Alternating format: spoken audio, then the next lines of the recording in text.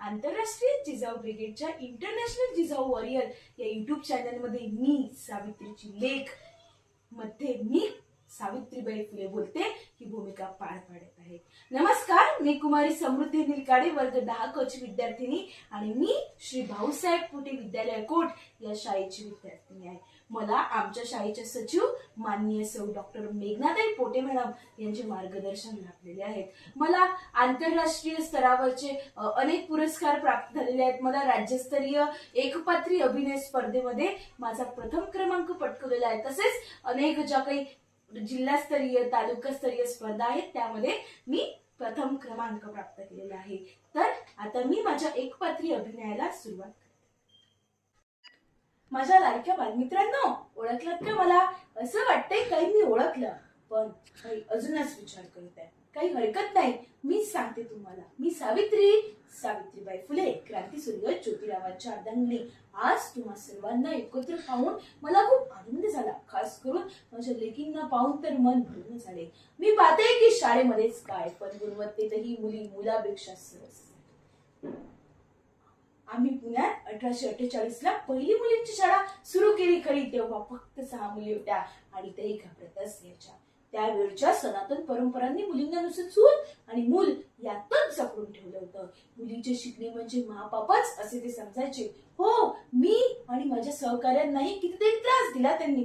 मी तर बरेचदा खचून जायचे, पण ज्योतिरावांची साथ होती, करुणा होती, म्हणून मी हिंमतीने पुढे पाऊल टाकत राहिली. ज्योतिरावांना मुलींविषयी करुणा होती. एक अविद्या माणसाच्या जीवनात अनर्थ घडविते असे ज्योतिराव म्हणायचे.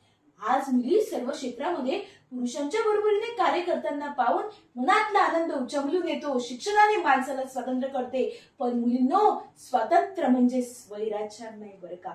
तुम्ही शिका, शिकून आपल्या आई वडिलांचे नाव मोठं करा, त्यातले चांगलं ते स्वीकारा, परंतु मायबाप आणि जवळच्या दुःखात लढून तुम्ही काय मिळवणार आहात? मुलींनो, तुमचे पोशाख बदलले, रंग ढंग बदलला, तुम्ही घराबाहेर पडलात, पण जरा जपून आपलं कुठलंही कृत्य अंगलट येऊ नये याची काळजी घ्या. आणि मुलींनो, तुम्ही पण या समाजाचे, आई वडिलांचे सतत ऋणी राहा, उद्योगी व्हा, आपल्या देशाचं नाव मोठं करा. ना करीत उद्योग काही तयास मानव म्हणावे का. सेवा त्याग दया मया नाही तयास मानव म्हणावे का. जयापाशी सद्गुण नाही तयास मानव म्हणावे का. बाईल काम करत राही, आयतोबा खात राही, पशुपक्षात ऐसे नाही तयास मानव म्हणावे का. पशु पक्षो माकड माणूसही जन्म मृत्यू सर्वा नाही, याचे ज्ञान जराय नाही तयास मानव म्हणावे का. माणूस म्हणून तुम्ही शोभलात तर जीवन जगल्यासारखे वाटेल तुम्हाला. लक्षात ठेवा, मनभर चर्चेपेक्षा कणभर आचरण श्रेष्ठ असते.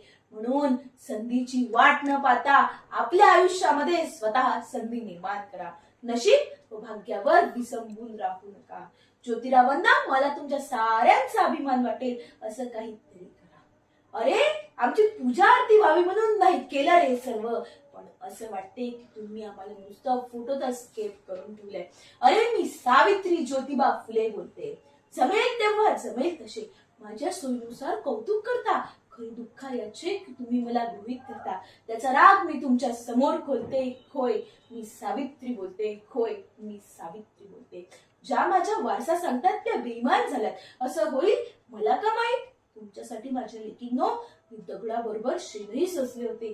रात्रंदिवस स्वतःला दगडावरती घासले होते. आज मी कसले घाव झेलते. होय, मी सावित्री बोलते. होय, मी सावित्री बोलते. माझ्या मावल्यांनो, लेकीबाळींनो, तुम्ही शिकलात, सवरलात, पण नको तेवढ्या शहाण्या झाल्यात. या संतापाने मी अहोरात्र जगते. होय, मी सावित्री बोलते. होय, मी सावित्री बोलते. मान नको, पान नको, आमची उपकरे फेडू नका. कीर्तन बिर्तन काही नको म्हणून सोडायची भाषणही जोडू नका. या वाघिणीचे दूध घेऊन गोंडा गाळीत बसू नका म्हणून झणझणीत अंजन डोळ्यात तुमच्या घालते. होय, मी सावित्री बोलते. होय, मी सावित्री बोलते.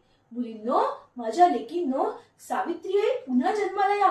असे बळदत बसू नका. स्वतःच्या पायावर उभे राहा. या जगाला, या देशाला जिसाचे माध्यम बना, तोच माझा पुनर्जन्म असेल. कुणाच्याही तरी पोटी जन्म घेऊनच भेटेनच तुम्हाला. नारी निंदा मत करो, नारी रतन की खान है. नारी निंदा मत करो, नारी रतन की खान है. इस नारी के कोख से पैदा हुए राम कृष्ण हनुमान है. इस नारी के कोख से पैदा हुए राम कृष्ण हनुमान है. जय ज्योति जय क्रांति, जय ज्योति जय क्रांति. धन्यवाद.